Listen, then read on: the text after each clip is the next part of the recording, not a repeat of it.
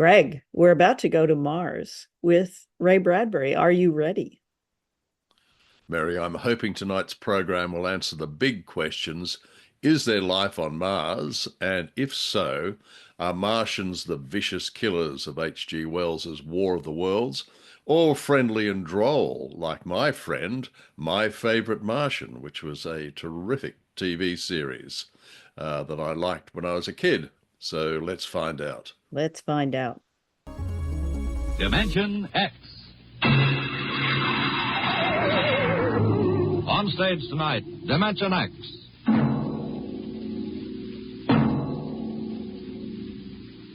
Tonight, Dimension X presents The Martian Chronicles, a dramatization of the new novel by one of our most brilliant young science fiction writers, Ray Bradbury.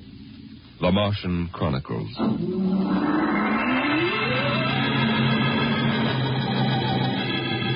January in the year 1999. 1 minute it was Ohio winter with doors closed, the panes blind with frost, icicles fringing every roof, children skiing on snowy slopes. And then a long wave of warmth crossed the small town, a flooding sea of hot air. Bye, Mom. I'm going out. William McClellan, you come back here. You know you can't go out in winter without a coat. You want to catch your death of cold?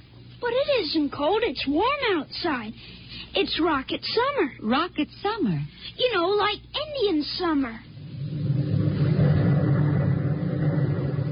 The rocket lay on the launching field, blowing up pink clouds of fire and heat, cracking the icicles, melting the snow, making summer with every breath of its mighty exhausts. It seared the faces of the watching crowd and drove them back. And then they saw the red fire and heard the big sound as the silver rocket shot up toward Mars and left them behind on an ordinary Monday morning on the ordinary planet Earth.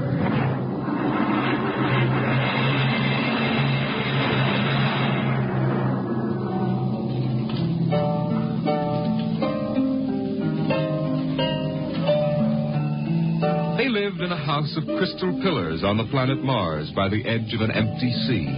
And every morning you could see Ila eating the golden fruits that grew from the crystal walls, or her husband sitting alone in his room reading from a singing metal book over which he brushed his hand as one might play a harp. Ila and her husband were not old.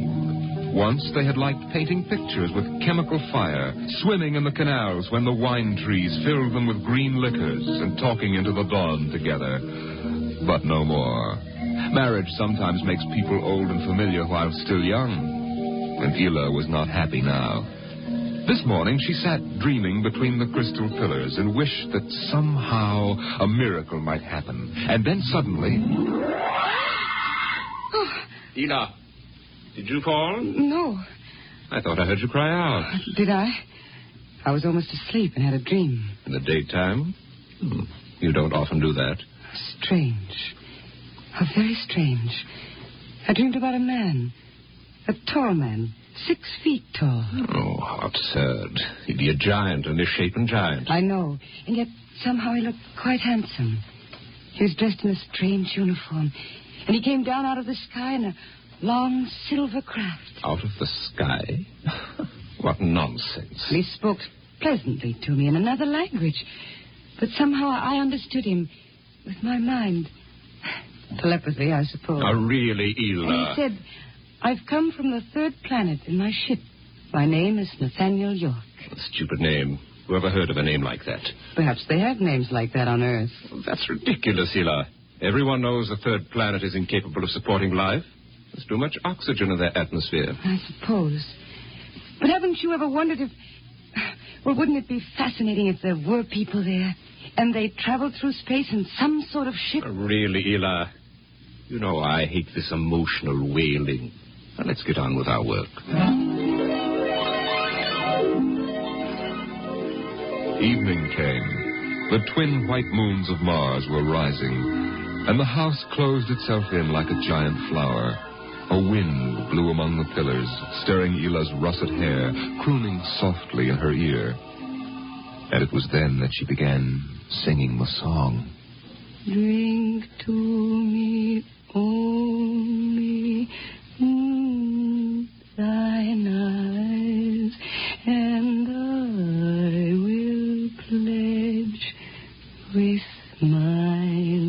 Ela, what's that song? I don't know. What do you mean you don't know? I've never heard it before. Did you compose it? No. Yes. No, I don't know, really. I don't even know what the words are. They're in another language. It was part of a dream I had, I guess. Oh. You know, you haven't been yourself lately. It might do you good if we went away to the Blue Mountains for a week or so. What? Did you hear what I said? I'm sorry. I was watching the sky. You're certainly interested in the sky tonight. It's very beautiful. Well, what about my suggestion? Shall we leave for the Blue Mountains in the morning? You mean go away now? Oh, no. No? Why not? Why don't you want to go? I don't know. I just don't want to, that's all. Leave a kiss in the cup, and I'll not ask for... Ela, I'm sick of that silly song. It's late. Let us sleep.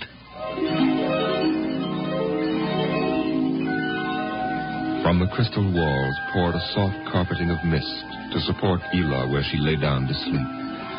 But through the night she tossed restlessly until just at dawn the dream recurred. Ela, wake up. What? Oh, what is it? You've been dreaming again. You talked in your sleep. Did I? Yes. What were you dreaming? Oh, the ship. It came from the sky again. And the tall man stepped out and talked with me. Telling me little jokes and laughing. What else happened? And then this Captain York... Oh, I can't. It's all so silly. Tell me. He said I was beautiful. And then he kissed me. I thought so. What else? Why, Eel, you're so bad-tempered. It's only a dream. Is it? You know I can read your mind. You can't keep secrets from me. Well, all that happened was this Captain York told me... Well, he told me he'd take me away in his ship into the sky. Take me back to his planet with him. It's quite ridiculous, really. Ridiculous, is it? You should have heard yourself.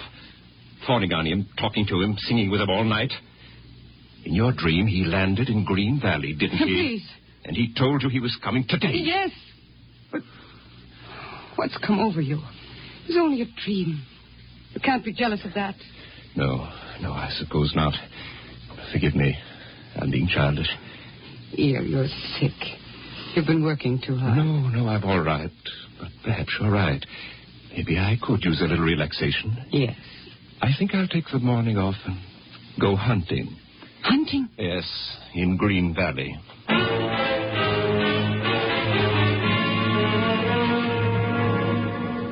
Numbly, she watched him go to a closet and draw forth an evil-looking weapon. And then her husband was gone, walking toward Green Valley. And Ela waited, watching the sky for an unknown thing, trembling with a nameless fear. And then it happened. A whirring, rushing sound. The warmth as of a giant fire passing in the air. The gleam of metal in the sky. He's come. It's true. The dream is true. The rocket vanished over the hill. The sky was empty again. And trembling, Ela waited again, looking toward Green Valley and seeing nothing. Listening for sounds and hearing nothing. Until... a shot sounded, very sharply. The sound of the evil weapon. Oh, no. Her body jerked with the sound, and she wanted to scream and never stop screaming. For now she knew the dream could never come true. There was nothing left but the song, the strange and fine and beautiful song.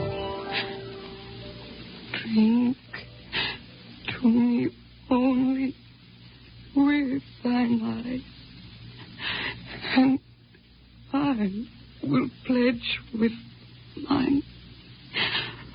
Or leave a kiss within the cup.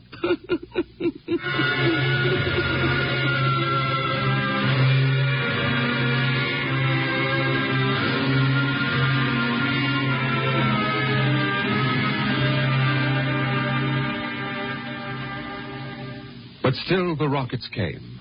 The next ship came down from the stars and the black velocities and the silent gulfs of space and landed by night near a Martian city. The men made their way to the outer rim of the dreaming city, and then Jeff Spender went in to reconnoiter, while the others watched and waited for something to stir in the haunted city, some gray form to rise, some voice to break the unearthly stillness. Where were the people? Where were the Martians? Nothing stirred to disturb the silence until... Halt! Who goes there? Don't shoot! Hold it, Parker. It's Spender and his party. They're coming back. Captain Wilde! Over here. Well? Captain, we've searched the city. People were living here last week. People? Martians. Where are they now? Dead. Dead. What did they die of? You won't believe it, Captain. Chickenpox. Good Lord, no. Yes. No resistance to an Earth disease, I guess. So the other rocket did get through to Mars. It looks like it, Captain. God only knows what the Martians did to them. But at least we know what they did to the Martians. You mean they're all dead? Yes. This planet is through. Hey, you hear that, guys? We're safe. Break out a bottle, Cookie. Let's have a drink to celebrate. Stop it, Mark. Put down that bottle. What's eating you, Spender? The planet's ours now. We got a christener, don't we? I christen thee the city of... I christen...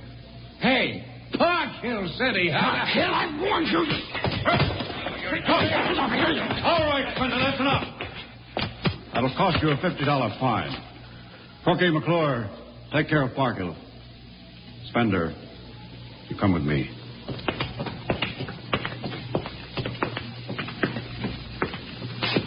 All right, Spender, why did you hit him? I don't know, Captain. I was ashamed, I guess. Ashamed of Sam Parkhill and the noise and the spectacle the whole crew is making. It's been a long trip. It's only natural they'd want to have their fling. Yes, but where's their sense of what's right? Their respect for what's happened here? Captain, a race builds itself for 1,000,000 years, refines itself, builds cities like this one, does everything it can to give itself respect and beauty, and then it dies. Of what? Not anything fine or majestic or fitting, but a dirty little thing like chickenpox. And Sam Parkhill wants to celebrate. I know, Spender, but you've got to remember you've a different way of seeing things. I'm seeing things all right. I'm seeing what we'll do to Mars. We'll rip it up, rip the skin off, ruin it the way we've ruined our own planet. Captain, look at the city. It may be the last time you'll ever see it this way. Beautiful in the moonlight, isn't it? Yes. There's a poem by Byron that describes it, and how the Martians would feel tonight, if there were any of them left. So we'll go no more a-roving so late into the night. Though the heart be still as loving and the moon be still as bright. For the sword outwears its sheath, and the soul wears out the breast. And the heart must pause to breathe, and love itself must rest. Oh, the night was made for loving, and the day returns too soon. Yet we'll go no more a-roving by the light of the moon. Without a word, the Earthmen stood and looked at the city. A bottle lay shattered at Sam Parkhill's feet, and the sour stench of liquor filled the cool air. The men of Earth had come to Mars.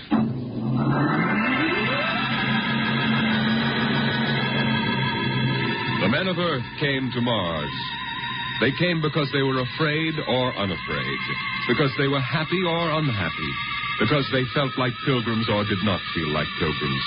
The government posters screamed, "There's work for you in the sky. See Mars." The men shuffled forward, all kinds of men, all coming for different reasons.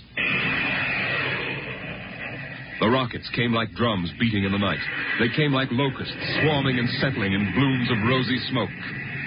Mars was a distant shore, and the settlers spread upon it in waves. First the pioneers and builders, then the people of civilization. Some came because they were afraid of a coming war on Earth. Some came because they were afraid of nothing.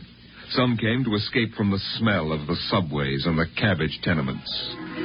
And some came from houses like the one in Ohio. It was a good house, the house in Ohio, and for 6 years the family had lived there contentedly, enjoying music and poetry and the rich, warm things of life.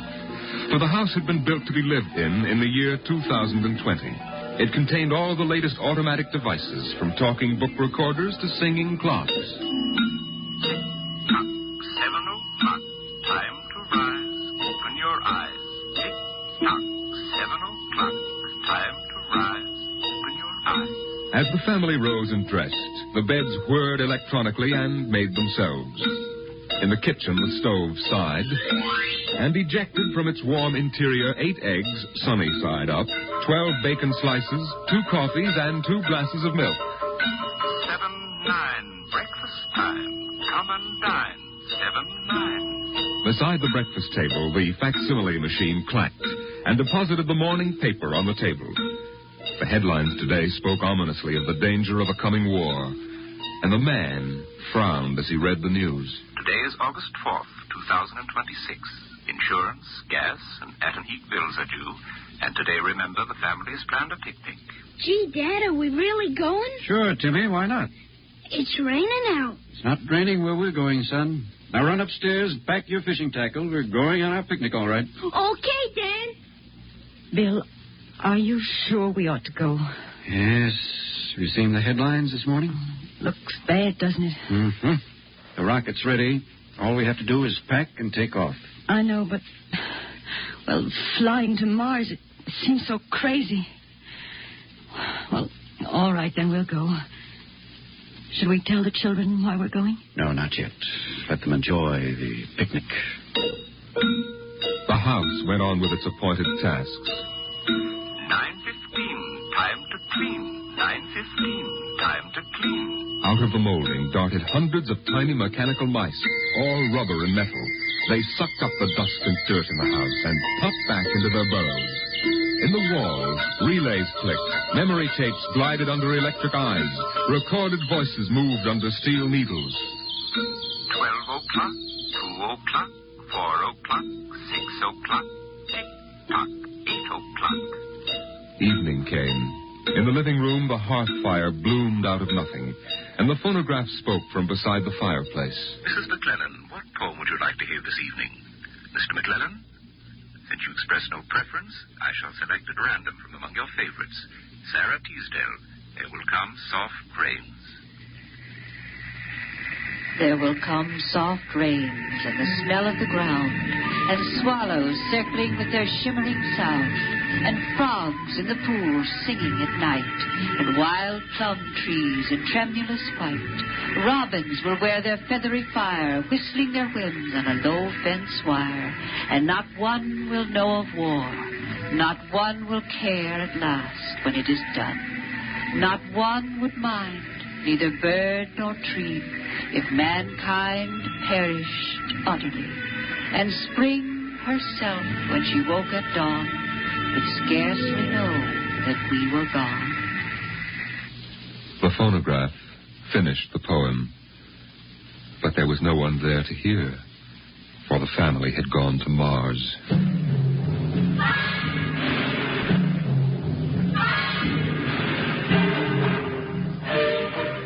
On the Martian desert beside the highway, there rose a blare of red and yellow neon lights that spelled the death of Jeff Spender's dream. Sam's hot dog stand was what the sign read. And Sam, of course, was the same Sam Parkhill who had fought with Spender years before. 10,000 rockets were reported leaving soon for Mars, with 100,000 hungry customers. And Sam wanted to be ready for them. Hey, look up there, Elmer. Hmm? See that green star up there? That's Earth. Good old wonderful Earth. Makes you feel almost reverent, don't it? Yeah. Sammy, you're hungry and you're starved. Something. That's a poem I learned at school. Come on, Earth, send me your rockets. Here's Sam Parkhill with the only hot dog stand on Mars. Sam, what if the rockets don't come? What if there's a war on Earth? Don't worry, they're coming all right. Ain't nothing gonna happen to spoil my plans, baby. I figured it all out. Sam! Hey, Sam, look up there! Earth! Oh, what? Oh, no. It's It's catching fire. It's burning. Oh, no, that can't be Earth. Helmut, they can't do this to me. I got all our money invested in this place. Go ahead, Sam. Switch on more lights. Turn up the music. Get the hot dogs on the fire. There'll be another batch of customers coming along in about 100 million years. Oh, no, it couldn't be. What a swell spot for a hot dog stand. Let you in on a little secret, Sam. This looks like it's going to be an off-season.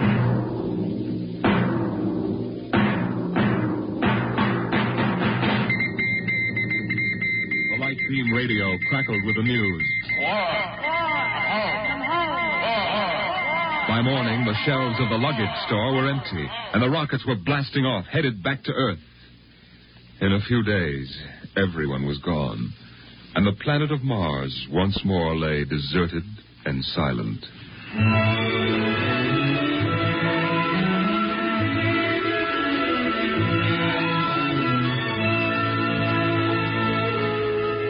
And then, after all the rest had gone, one last rocket landed on Mars. A small, family-sized rocket come all the way from Earth. It seemed a long way to go for a picnic, but Dad had suggested a fishing trip, and Mother thought the whole family would enjoy a vacation. So here they were, floating down a Martian canal, with Timothy sitting in the back of the boat with Dad and Mother up front holding Alice the baby, and the deserted Martian towns drifting slowly by. Dad, What is it, Timmy? when do we see the Martians? You promised we would. Soon, Tim, soon. Oh, but William, the last Martians died out years ago. They're a dead race now. Not quite. Don't worry, son. I'll show you some real live Martians later on. Gee, this is swell. I wish we didn't ever have to go home. How long can we stay? 1,000,000 years. 1,000,000 years? Yes. It's time we told you, son. We're not going home. This is where we'll live from now on. But what about the rocket? What about Ohio? There's nothing there now but ruins. The last Earth radio just went off the air. That means the war is over and Earth is finished. We're going to blow up our rocket and start all over. See if we can't build a better world up here. You mean Mars is going to be our home? Yes. I hope you don't mind too much. No, sir. But what about the Martians? When do we get to see them? There they are, son. Look down at the water. I don't see anything there. Beside the boat. Look at the reflections in the water. But that's us down there. Just you and me and Mom and the baby. Yes, son. You see, we're the Martians now. For a long, silent moment, Timmy stared down at the reflections of the family in the waters. And the Martian stared back up at him. Then he lifted his eyes to the deep ocean sky, trying once more to see Earth and the house he had always called home. But Earth was too far away, and the house was now only a heap of radioactive rubble. Only one wall remained standing, and within the wall a voice spoke again and again and again. Not one would mind, neither bird nor tree, if mankind perished utterly, and spring herself, when she woke at dawn, would scarcely know that we were gone, that we were gone, that we were gone, that we were gone, that we were gone, Today is that we were October 5th, gone. 2026. Today is October 5th, 2026.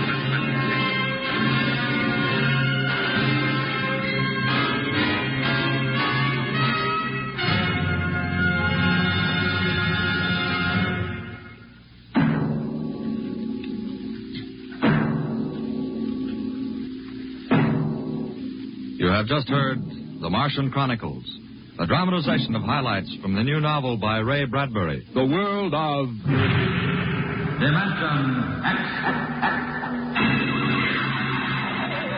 So, Greg, we've listened to The Martian Chronicles. What did you think? My heart goes out to those poor Martians. There they are, having this jolly old time with their mist-like beds and golden fruit and singing metal books. And along comes Nathaniel and his fellow humans with their itchy and deadly chicken pox. The poor Martians. I mean, God, they can't take a break. Yeah, the one thing that's really interesting about this piece is that the book the Martian Chronicles. They call it a novel, but to be honest, it's actually just a whole bunch of different writing pieces that he did, that he pulled together. And then he tried to kind of connect them, sometimes with using people's names that common between the stories and over time. But they were all written somewhat separately. So it was interesting that the first one, Elah's Dream, has this wonderful Nathaniel York, who's this tall, handsome man coming in a very long silver spacecraft, which I found very Freudian. And her hubby isn't buying it at all, right? That's right. Well, we get a taste of that in this particular radio play, but I certainly agree. I think it wasn't so much short stories; they were a collection of tales, if I can put it like that, which his publisher, as you pointed out, suggested be collated into a book. And there's the poor old writer for this particular radio play, Ernest Kinoy, if that's how you pronounce his name. He had to condense all those plot lines into one short 30-minute radio program. And there are longer versions of the Martian Chronicles on radio as well. So we might dip into those at some point in the future. But yeah, this is the shortest one, the 30-minute format, which only is 3 stories. Yes, it's sort of blended together. But there are some themes in there that I like. I love that twist where I mentioned at the top of the show about the H.G. Wells story, The War of the Worlds, where the Martians invade Earth and create havoc. And the Martian Chronicles, in this particular one, flips that on its head, and it's the Earthlings who are the invaders, which is a nice twist. Not only showing up and infecting everyone and killing them with smallpox. Yes, that's right. But then just being very imperialistic and, clearly with ill intent. But just getting back to the first story with Elah and her husband, Eel, I think was his name. It sounded like Eel. Do you agree? He was the one who was a little bit stroppy to discover his wife singing that song. He was a buzzkill. He was a buzzkill, that guy. Well, first of all, he's envious of the fact that Nathaniel is tall and dashing, which presumably indicated that the Martians themselves were petite, if I can put it like that. But not only did the Earthlings bring the disease with them, they also brought that dreadful dirge, "Drink to me only with thine eyes." Drink to me only with thine eyes. Just flows off the tongue. What an awful song that was. I know. Yeah, I mean, I loved how she's talking about, first of all, the other thing I loved about the Martian world was wine trees, Greg. Do you remember that? Wine trees. Yeah, well, everything is so glittery. That's my kind of tree, man. That's right. Yes, are you a Pinot Noir lass, I believe? Is that correct? Yes. Am I getting distracted from the storyline? Well, no, that's quite all right. No, but he ends up being very unhappy with her singing and her storytelling, and then he says, "I'm going hunting in Green Valley." Yes, indeed. And not only have they, the Earthlings, brought the "Drink to me only with thine eyes," I'll get it right this time, there's also that so-so poem entitled "There Will Come Soft Rains." I mean, talk about inflicting, more damage on the Martians. Then we've got Lord Byron's mercifully brief poem, "So We'll Go No More Roving." Yeah, it was interesting. An interesting pastiche of things going on. What was the scriptwriter thinking? I mean, he's only got 30 minutes, and he's padding it out with these tearful and dreadful poems and songs.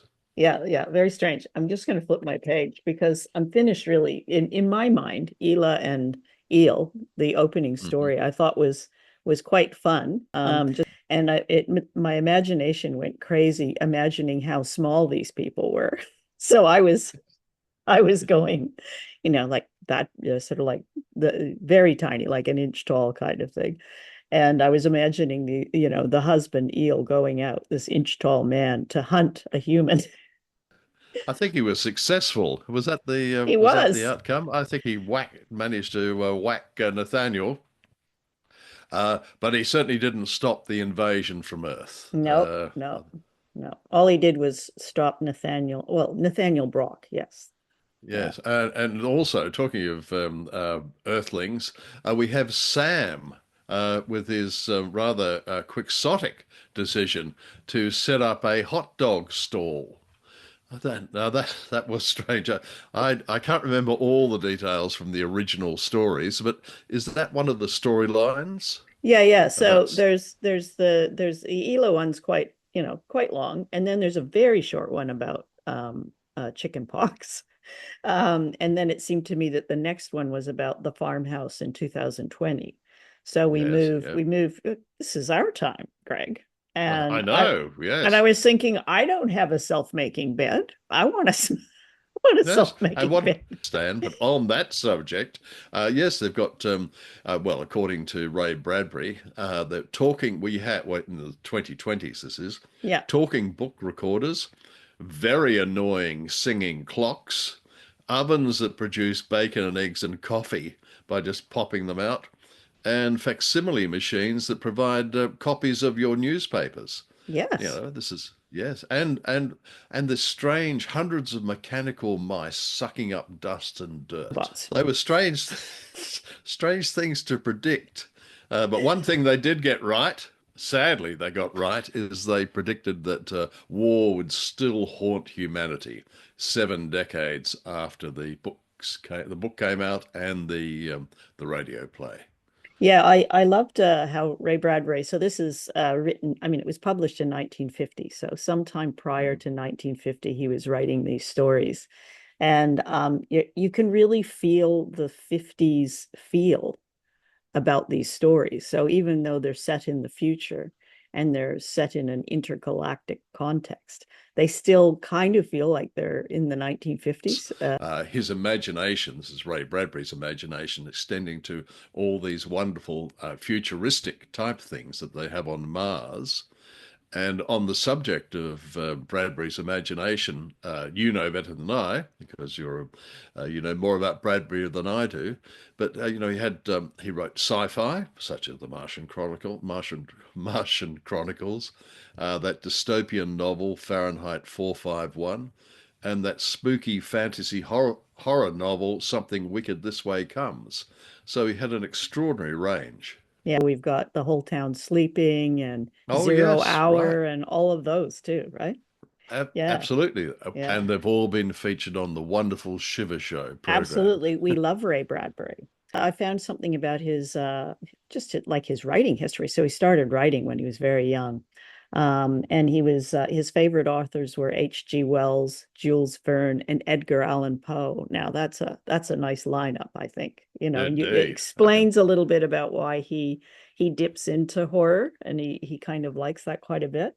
And apparently the first thing he wrote, he admitted that he's trying to copy Edgar Allan Poe in his style, but he found his own style, obviously, which is beautiful, right? His writing's beautiful. Right. Yes, yes. And I think we should differentiate what Ray Bradbury wrote and what's in this radio program, which is not quite up to his standard of writing. Yeah. But it's still Ray's. It's still Bradbury's work, and we still love it. It is. The other thing that I found out, this is just a little piece of trivia. He loved listening to radio shows. So Greg, he used to every night when he was a boy listen to a show called Shandu the Magician. So he used to listen to this show, a radio play. Fabulous. And then when the radio play signed off, he would write out the entire script from memory. Right.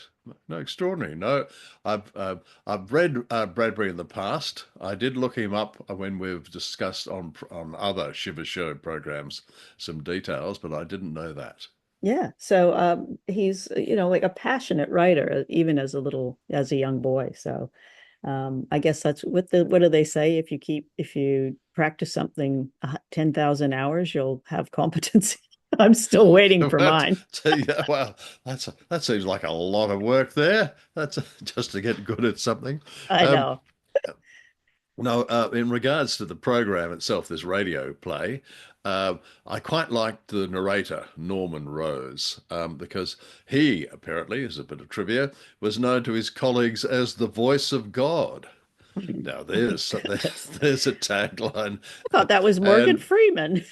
well, I think he probably predated Morgan by a few decades. Indeed. But he appeared on radio programs such as NBC Radio's Dimension X, of which the Martian Chronicles is one of the programs, and on 114 episodes of CBS Radio's Mystery Theatre. So there's a man who was getting a lot of radio work, but also from 1969 to 1974. He portrayed the same character, psychiatrist Dr. Marcus Polk, on two ABC, that's the American ABC, soap operas, One Life to Live and All My Children. So there's a man who got a lot of work over the years. I remember that actor. Oh, that's right. Okay. Yeah, no, he's wonderful in this. He kind of provides the glue to bring the stories together, I think. There's another actor in there, Roger de Koven, who appeared for 20 years in the TV soap opera Days of Our Lives. And he's another one of those actors where you think, I don't recognize the name. And then you Google him and you see his photo and you go, now I know who he is, which is a bit like Norman Rose. Absolutely. And Inga Adams was the female character in there. Ela? I-N-G-E Adams, a veteran radio performer. The very tiny Martian, Ela? Yeah, Ela, yes. Sorry, I see what you mean. Yes, the tiny, but you're getting back to your 1 inch tall Martians there. Well, for some reason, my mind goes to weird places, but I was thinking of Hitchhiker's Guide to the Galaxy. And there's are you across that? Did you ever I do. Yes, I love that. I love so you remember there's the guy who decides that he's going to go to war against Earth, and he puts on his bejeweled battle shorts. I can't remember what his name was, but he puts on bejeweled battle shorts, which is just like priceless. And then they all fly to Earth, and they get inhaled by a dog.